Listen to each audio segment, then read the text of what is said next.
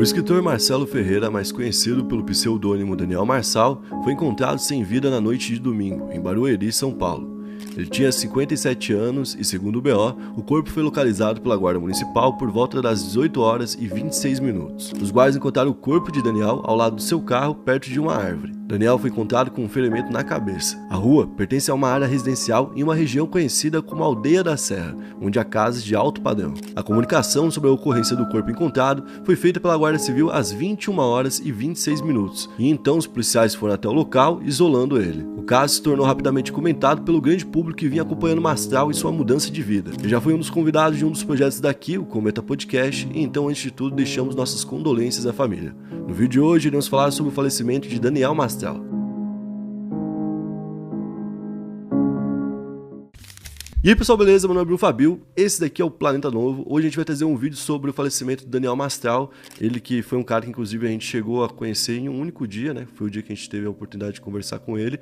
Foi quando ele foi até o podcast que eu fazia parte na época, que era o Cometa Podcast. Ele falou sobre as experiências que ele teve durante a vida, que a gente vai contar nesse vídeo aqui. E ele falou sobre algumas coisas que eram bem pesadas, traumas que ele carregava. Naquela época que ele já tinha, né, passado, que ele estava enfrentando. Então ele era um cara que, quando você conhecia ele, conversar com ele, conhecer a história de vida, no final você achava ele uma pessoa muito forte, né? Uma pessoa que era muita pancada, às vezes ela se sente fraca, né? Ela se sente tipo, pô, eu apanho de todo mundo, então eu sou muito fraca. Mas na verdade, tipo, a pessoa tá ali suportando tudo aquilo, seguindo em frente, então é uma pessoa muito forte. Então, ficava uma mensagem, ele ficava alguma coisa quando você conhecia ele, e era uma pessoa que realmente tinha alguma energia junto com ela. Então, quando a gente viu que saiu a notícia do falecimento dele, a gente lembrou daquele momento. É diferente quando você teve, pelo menos que seja um contato de um dia, como foi a gente, e a gente teve a oportunidade de conversar com ele ali por 3 horas, então, tipo, a gente conversou sobre muita coisa mesmo. E agora, a notícia que veio é essa. Vocês sabem que a gente passa aqui os principais assuntos da semana, e por isso, então, a gente vai estar falando sobre isso no vídeo de hoje. Bom, a gente vai tirar aquela parte da pegada que a gente faz um pouco mais animada, né, porque o assunto não permite isso, então a gente vai tentar fazer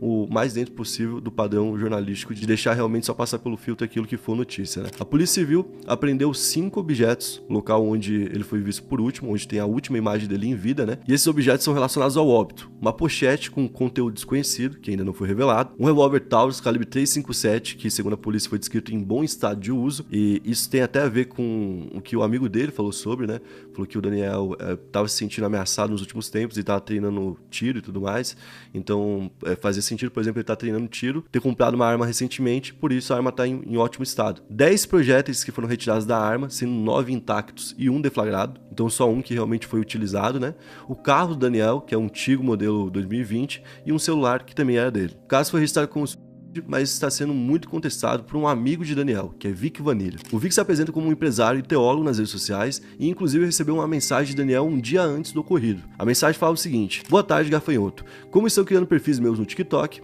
queria reativar o meu, mas não sei como. Me ensina os passos que tenho que fazer? Então mostrando a preocupação dele ali com algo para além daquele dia, né? Então tipo assim, uma pessoa que talvez tivesse premeditando tirar a própria vida, talvez não tivesse esse comportamento, mas isso também não quer dizer muita coisa. Se a gente pensar em pessoas que tiraram a própria vida, né? Que a gente já teve contato, pessoas inclusive públicas, né? Tem a famosa foto do Chester, que é do Linkin Park, né? Onde ele tá um dia antes com a família dele sorrindo, tá todo mundo sorrindo, tá, tipo, se não me engano, num deck de uma praia, um lugar mó legal, tá? Tipo, provavelmente tem um dia mó legal, né? E no outro dia ele tirou a própria vida, né? Então, tipo assim, de um dia pro outro, quem conviveu com ele deve pensar, o que aconteceu, né? Ontem ele estava assim e agora aconteceu isso. Então isso não obrigatoriamente invalida, né, essa teoria de que ele quem teria tirado a própria vida, mas o Vic falou que no contato que ele teve com ele, tanto no dia anterior quanto na semana anterior, onde ele viu ele presencialmente, ele viu alguém que não tá pensando de nenhuma forma nisso, que tá passando uma mensagem de alguém cheio de vida, né? Alguém que abraçou ele, que chorou conversando com ele, que tava tipo com planos, com metas, que tava disposto a lutar, inclusive, né? Porque o Vic falou que ele estaria disposto a lutar pelos direitos que ele tinha dos livros que ele escreveu, né? Então é uma pessoa que estaria disposta a muitas coisas para quem em algum momento estaria pensando em desistir. Gente, a gente está tentando confirmar as informações se o Daniel Mastral realmente veio a tirar a própria vida. Para mim isso não é possível. Eu conversei com ele semana passada, ele acabou de ter um filho, tô tentando ainda localizar a esposa, tô tentando localizar a sogra dele para ter alguma informação, a família West, tô tentando falar com o irmão dele também, tô tentando ver essas informações, se essas informações procedem. Não vamos ter nada em mente agora, vamos acreditar que ele tá em off, não sei, mano. A gente tá tentando procurar pra ver o que aconteceu, mas a gente conversou semana passada, ele tava recebendo ameaças, a gente foi até praticar tiro pela segurança dele, né? A gente foi trocar experiência sobre essa questão da segurança. Bom, então quando o amigo dele apareceu e falou isso, muita gente falou, bom, é algo suspeito. Ainda mais vindo do Daniel, que é um cara que é ex-satanista, que tá falando sobre esses rituais e que poderia, inclusive, estar sendo alvo de alguém, né? Justamente por estar falando dessas coisas. Então esse cara que tá falando de um monte de história, barra pesar pra caramba, é alguém que possivelmente poderia ser um alvo. Certo? Então, com isso, muita gente começou a questionar, ué, será que é bem isso? Será que não é? Mas a polícia teve acesso a um vídeo do local próximo onde ele foi encontrado sem vida, e nesse vídeo ele aparece descendo do carro na área da mata, aparentemente com um objeto na mão. Aquelas câmeras de segurança não dá pra ter, tipo, 100% de certeza, mas realmente parece que tem alguma coisa na mão e que pode ser a arma. Então, por enquanto, é isso que a gente tem oficializado sobre o que aconteceu com o Daniel. E o Daniel, pra quem não conhecia, como eu falei, é um ex-satanista que cresceu na internet, mas que já vinha fazendo divulgação sobre o caso há muito tempo, e ele passou a participar de vários podcasts, principalmente ali na pandemia, né, naquela época, e ele ganhou muitos seguidores. Ele tinha mais de 790 mil inscritos no YouTube, e ele contava que fez parte dessa organização dos 17 anos aos 26, durante quase uma década, né. Naquela época, segundo ele estava motivado a entender o que ele desconhecia. Então, pô, como que existe satanismo? Eu quero entender, né, porque, segundo ele mesmo, tem uma parte ali desse tipo de culto, desse tipo de reunião e tudo mais, que é feita em livros, inclusive para que saibam que existe e para que queiram ir atrás, entendeu? Mas o que é profundo de verdade, o que realmente pode ter um grande poder, é feito oralmente. Então os caras passam um ensinamento pro outro, mas só assim você pode aprender. Então você tem que estar no meio para poder estar aprendendo coisas que são mais difíceis, digamos assim, né? Então por isso ele quis ter contato. Então num livro desses que é de acesso mais fácil, ele descobriu que tinha uma igreja satânica em São Francisco, nos Estados Unidos. E então ele mandou uma carta para eles. Ele foi aceito na organização e depois de um longo processo de análise da linhagem dele genealógica e astrológica, ele foi aprovado. Ele falou o seguinte: para eles você tem que ser da raça pura, ou seja, da linhagem de Caim. Quem é Caim? Caim matou Abel, né? Esse foi o primeiro crime que a gente teve de alguém tirando a vida do outro na história da humanidade, segundo a Bíblia. Então, para os satânicos, que também levam a Bíblia como, né, algo que aconteceu de fato, esse é um momento marcante onde o homem foi corrompido, ao nível de tirar a vida do outro. Por isso, as pessoas têm que ter linhagem direta com ele. Como isso é feito para ser descoberto quem teria ou não, aí são outros 500, né? Que até, né? Imagina, cara, tem que puxar tudo isso. E então, um representante da seita encontrou ele em São Paulo, abordou ele e convidou ele a frequentar uma das escolas de iniciados. E ele aceitou. E disse que apesar de ter sido aceito, eles explicaram pra ele que aquilo ali não era algo pra todo mundo. Então ele ainda tá numa fase de teste. Segundo Daniel, ele foi então ocupando cada vez cargos melhores dentro do local, né? Ele foi presenciando situações, como por exemplo rituais, e segundo ele teria presenciado a materialização dos demônios. Vou ler uma aspas dele aqui. Os demônios se materializaram apenas em condições ritualísticas. Rituais esses com regras rigorosas. Não são como os anjos que podem viver entre nós. Nesses rituais é possível tocar nos demônios. Eles são gelados. Ele falou que nesse momento ele teve um contato, então, que seria um contato com seres de outro local, né, que seriam demônios, que esses demônios teriam tomado forma física, que inclusive teria tocado, seriam palpáveis e tangíveis, né? E depois de alguns anos na seita e desse tipo de experiência, o Mastral saiu porque ele não quis evoluir para um próximo passo, que seria o passo de sacrifício humano. Inclusive essa parte foi uma denúncia que ele começou a fazer em alguns podcasts, onde ele falava sobre o assunto, falava sobre o sumiço de pessoas no Brasil,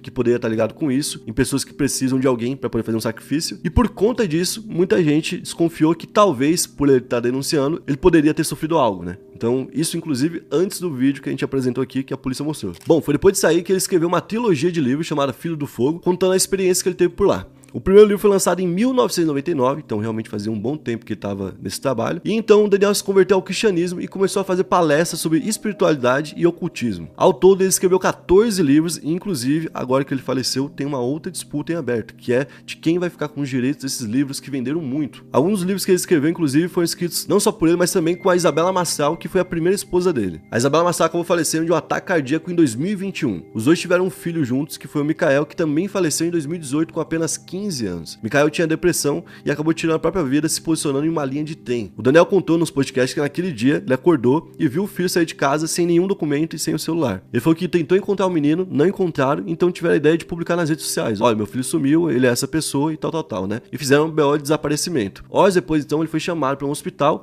onde havia uma pessoa na ala psiquiátrica. Essa pessoa disse que viu alguém parando na frente da linha do trem e tirando a própria vida. A pessoa seria então o filho do Daniel. E além de todos esses problemas que ele teve, todos os traumas que ele teve, né? Em 2022 o Daniel tentou tirar a própria vida. Ele compartilhou isso tanto no podcast Inteligência Limitada que ele participou, quanto num vídeo que ele fez falando da experiência dele. Nesse mesmo podcast do Vilela, ele fala sobre um ponto importante também, onde ele fala que ele vem sendo ameaçado por satanistas, que inclusive já marcaram a casa dele, que inclusive já chegaram a ligar pra ele ameaçando ele e a nova família que ele tem, porque ele casou de novo e agora inclusive tem um filho. E como eu falei pra vocês, agora tem uma disputa acontecendo por conta dos direitos todos os livros que ele escreveu, né? Inclusive já tá acontecendo enquanto ele estava em vida. Quem compartilhou isso foi o Vic Vanilla, que é um amigo dele, que falou que teve esse papo na reunião, e inclusive ele falou que tinha um cara de uma editora de livros, né, que tava querendo os direitos de toda forma, que era um advogado, e que chegou a ameaçar o Daniel, e que o Daniel teve que ir na polícia pedir uma medida protetiva contra esse cara. Então é uma situação que ele tava enfrentando. A gente sabe que com tudo isso, ele de fato tinha muita pressão ao redor dele, ele de fato já tinha algum histórico que pudesse talvez levar ele a ter uma atitude como essa, a ter uma decisão como essa, mas obviamente a gente sempre espera que a pessoa não vá ter isso. Então é normal que a gente tenha alguma desconfiança, a polícia vai fazer o trabalho dela, vai investigar e vai tentar descobrir se teve alguma coisa por trás, o que hoje parece ser algo bem improvável, pelo vídeo que a gente tem, que é o último vídeo dele, né? Mas qualquer tipo de novidade que a gente tiver em torno disso, a gente vai trazer aqui no canal. Bom, se você quiser apostar nas Olimpíadas, você vai lá na nossa parceira Stake, use o nosso cupom Planeta Novo, tem odds para todas as modalidades e inclusive tem uma série de promoções que estão rolando, inclusive quem apostou no feminino a gente divulgou que a seleção, se passasse para a semifinal, ia pagar mesmo que perdesse, né? Que tinha essa promoção. Quem apostou se deu bem, porque a seleção passou, certo? Então tem outras odds por lá, vai lá, conheça, use o nosso cupom Planeta Novo. Bom, esse foi o vídeo de hoje, eu espero que vocês tenham curtido a forma que a gente abordou o tema. Se curtiu, vai deixar o seu like, se inscrever no canal, e é isso aí, valeu!